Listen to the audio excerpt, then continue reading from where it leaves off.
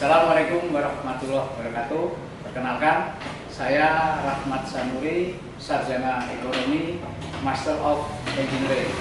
Saya dosen tetap di Institut Ar-Rahma Yogyakarta untuk program studi Sistem Informasi.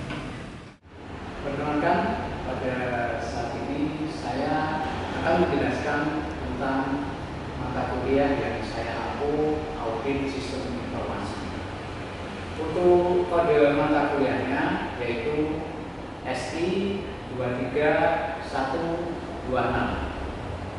Untuk mahasiswa semester 5 dengan bobot 2 SKS. Terkait pertemuannya, nanti ada 14 pertemuan dengan 2 kali ujian, yaitu ujian tengah semesteran dan ujian akhir semester.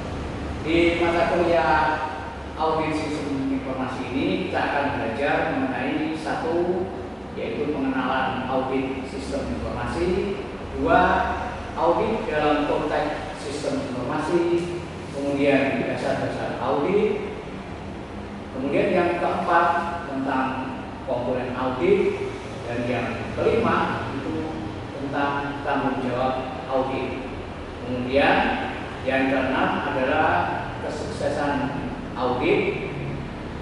Yang ketujuh adalah peningkatan audit sebagai evaluasi sistem informasi. Yang kedelapan adalah alat-alat yang digunakan dalam audit sistem informasi. Dan studi kasus yang pertama nanti adalah terkait evaluasi sistem informasi. Kemudian di pertemuan yang ke-9 itu adalah membahas tentang kerangka kerja tata kelola sistem informasi.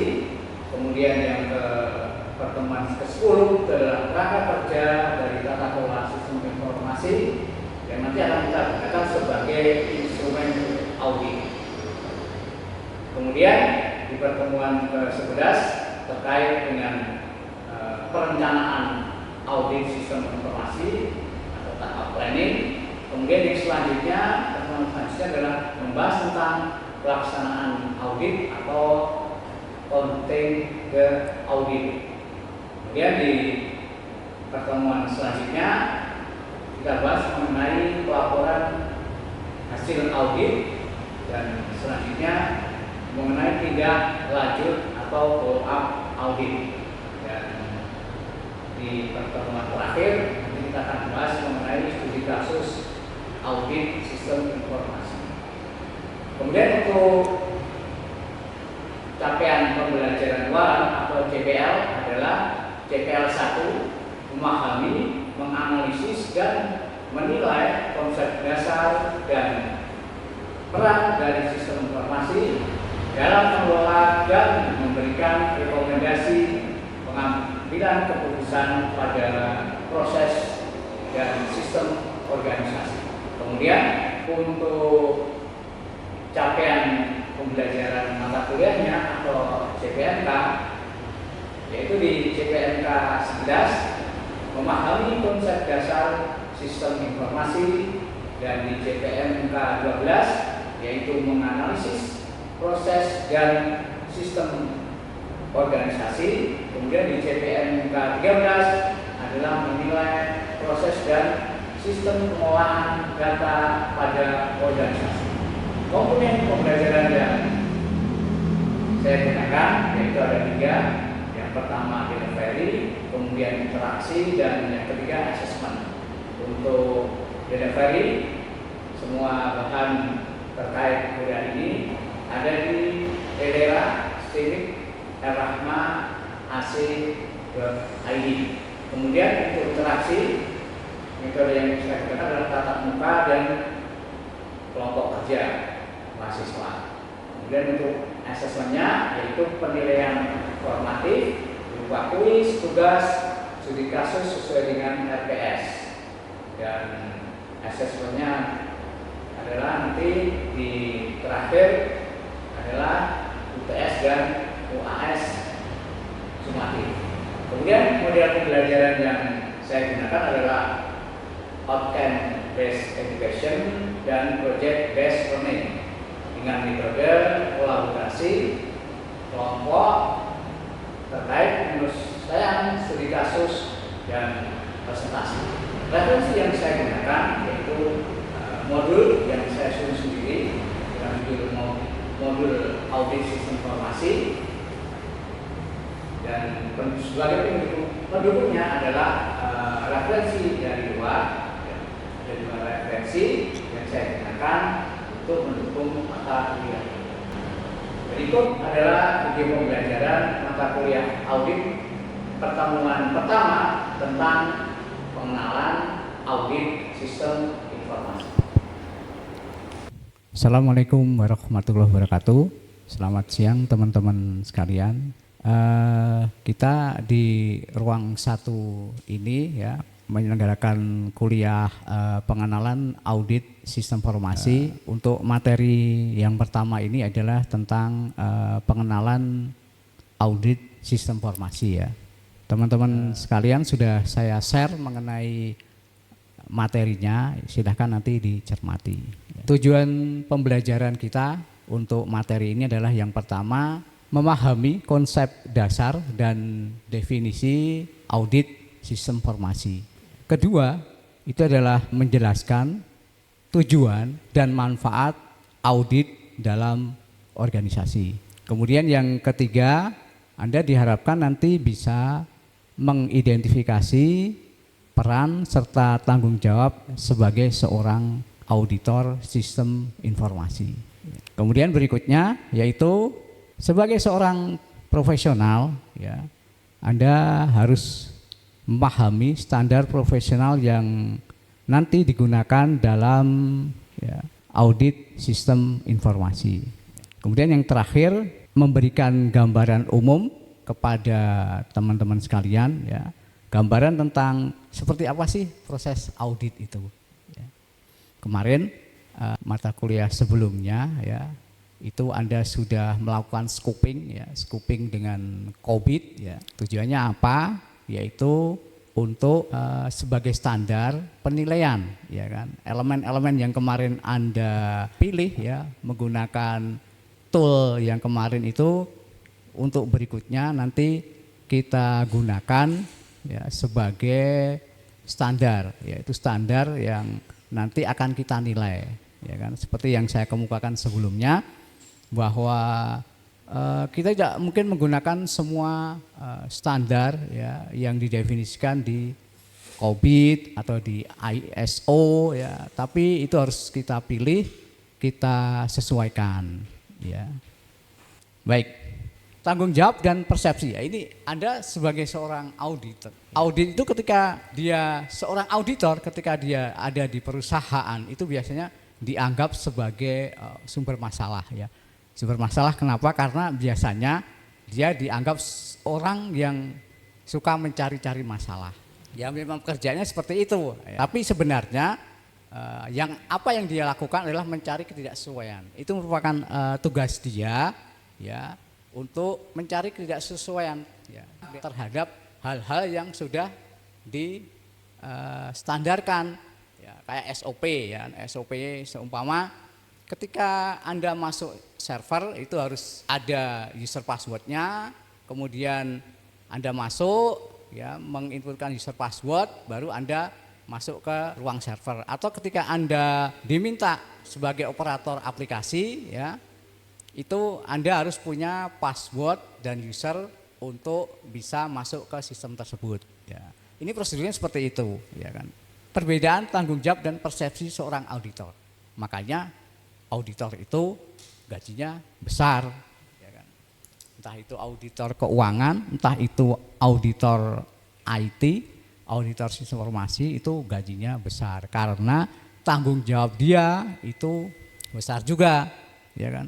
Tanggung jawab dia terhadap agar sistemnya tetap berjalan, kemudian persepsi orang terhadap dia itu butuh mental juga ya kan. Ada beberapa tipe dari IT risk ya kan. Yang pertama Mas Rifki Afri Maulana apa?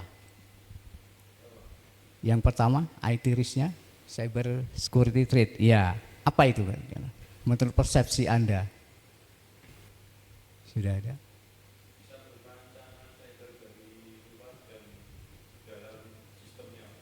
Ya, betul.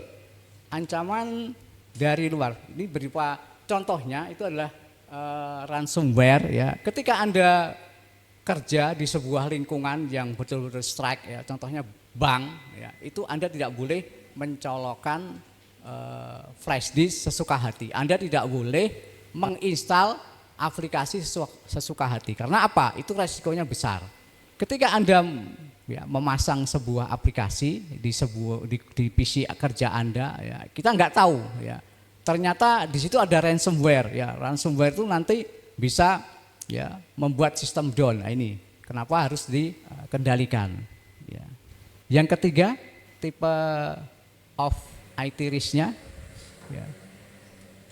Ada Fakih Rizky Al-Ghifari. Yang ketiga apa?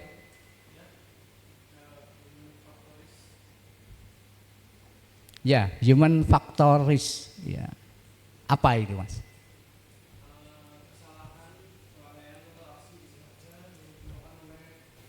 Ya, ini contohnya ketika ya, Anda kan pernah ada kasus kan, ya kan?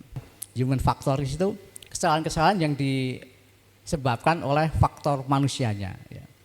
Seperti Anda contohnya ya kan, mendapat message ya di WA ya, yang di dalamnya itu ada linknya ya, entah linknya itu berupa file ya atau mungkin sebuah link URL yaitu yang kemudian Anda klik, ketika Anda klik data Anda akan hilang semua.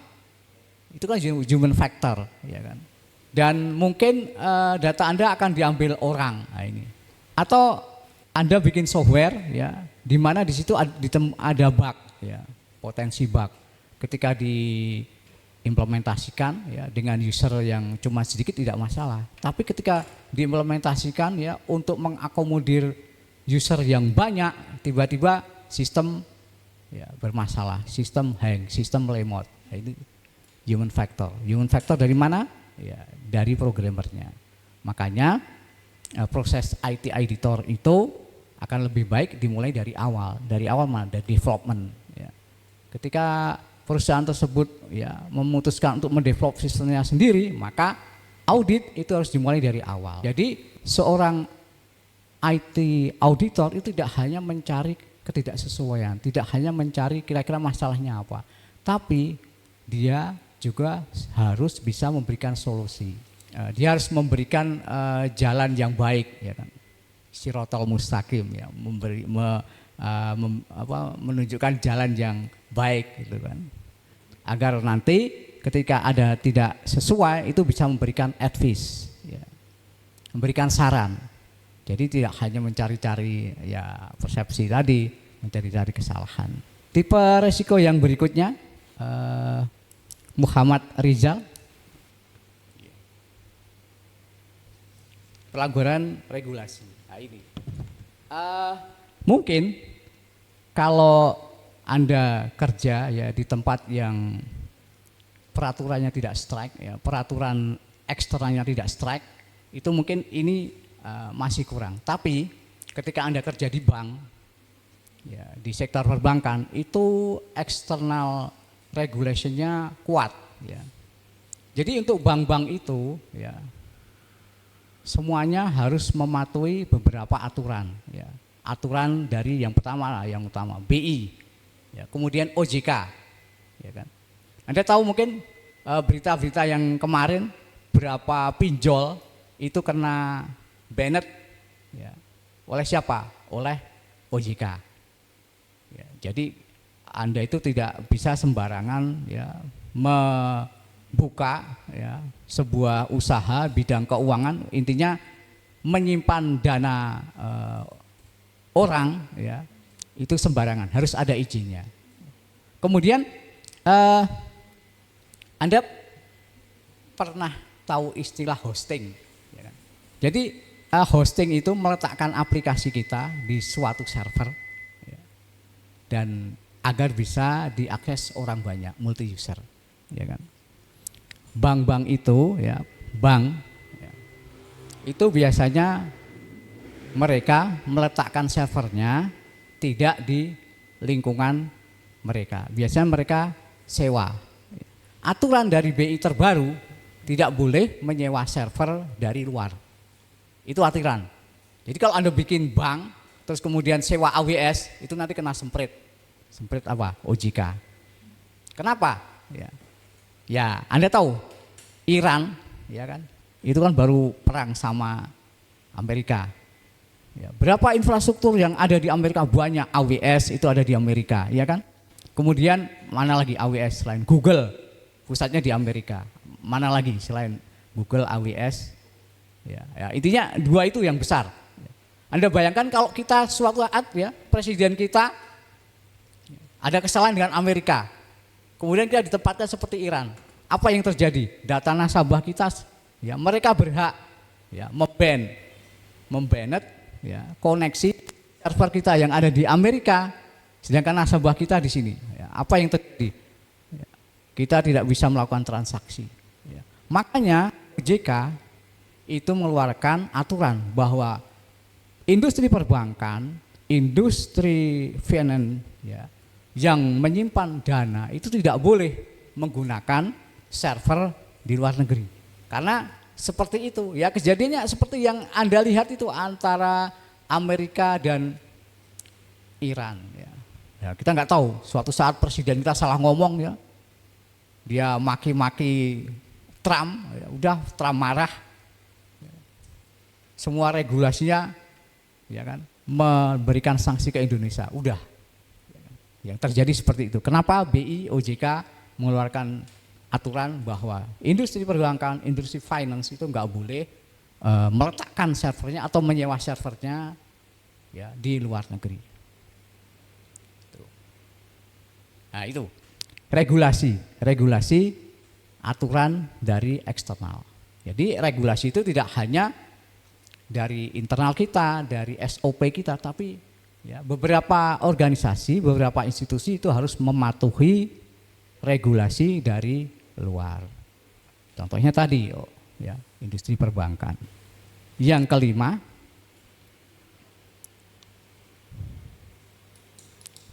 kita ngidatun nisa, ya, data risk. Ya, kehilangan, kerusakan, kebocoran data. Ini juga kasusnya ada kan, ya, di mana data Anda dimanfaatkan oleh apa? Oleh pinjol, ya kan? Itu datanya dari mana? Sumbernya kemarin itu dari Tokopedia. Kasusnya itu. Nah, ini nanti ada hubungannya ya, dengan resiko yang ada selanjutnya, ya, data risk. Jadi seharusnya kalau Anda di kelurahan dimintai fotokopi KTP, ya, itu hak Anda itu harus memastikan, ya, ini undang-undang PDP loh, PDP. Jadi kalau Anda dimintai fotokopi KTP, Anda harus memastikan bahwa fotokopi KTP yang Anda serahkan itu dimusnahkan. Ini undang-undang PDP, seperti itu. Itu fotokopi KTP itu. Anda tidak boleh sembarangan. Itu sanksinya berat loh. Kalau sampai ada pelanggaran undang-undang data pribadi, perusahaan itu akan dituntut. Dendanya enggak main-main. 1% dari keuntungan perusahaan. Coba Anda baca ya, undang-undang PDP yang terbaru. Jadi Anda kalau dimintai fotokopi KTP itu harus bilang sama orang tua, saya minta nanti fotokopi KTP ini harus Anda pastikan dihancurkan. Jadi kalau Anda tiba-tiba datang di survei kan banyak dari BPS gitu. Saya pernah didatangi BPS ya. Dia minta fotokopi KTP. Ya. Saya minta, Bu, data kita itu sebenarnya kalau Ibu bisa boleh minta itu semua ada di kelurahan. Dan sebenarnya Ibu survei ini saya kasihan ke Ibu ya. Udah effortnya tinggi dan Ibu itu potensial nanti bisa melanggar undang-undang PDP. Dan itu enggak main-main loh Bu. Undang-undang PDP itu sanksinya jelas. Ibu bisa dituntut ya. Kalau suatu saat ya data saya di KTP itu tersebar. Jadi Anda jangan main-main. Ada itu sudah disahkan ya dari beberapa tahun kemarin. Cuman orang nggak sadar minta fotokopi KTP, minta fotokopi KTP. Itu salah satu hal kecil sumber kebocoran data. Ya. Ada pertanyaan?